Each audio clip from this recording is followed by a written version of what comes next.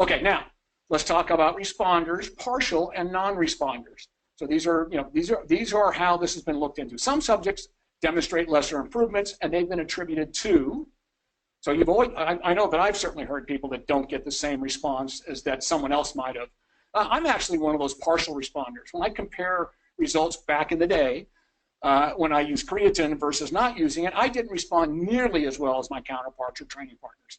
So a lot has to do with your type 2 fiber population. If you don't have a whole lot, you're not going to respond as much.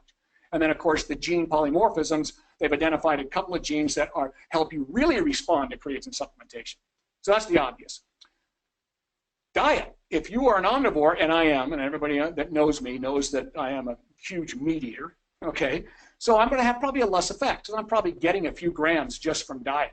When the average person, omnivore, which means you're a crossover of anything, they probably get about 1 gram in diet. So I'm probably get 2 or 3 because I'm a huge protein eater, and usually it is meat proteins.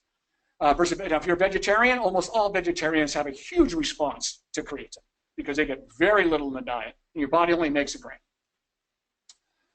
And then, of course, as I talked about earlier, ineffective supplement protocols. So you're just not either complying with the right dosage, or you didn't load properly, or your daily dosages are being missed. Because it is something that you have to stay up on to get the full benefit. So I put a little summary here on responders, all right? They generally have lower initial levels of muscle creatine. Duh, I guess that makes sense. But also a relatively high proportion of type 2 fibers, and they're genetically wired to respond to increased levels, okay? And, of course, kind of plays into everything you're looking above there, maintain a proper dosing protocol throughout the training period. Now, a true non-responder, so I dug this out, and this has just been discovered in the last couple of years.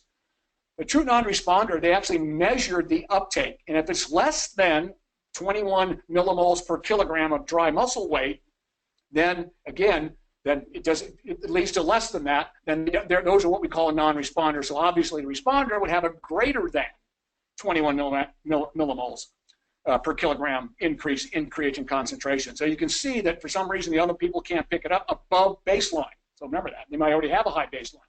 So that would be a true non-responder.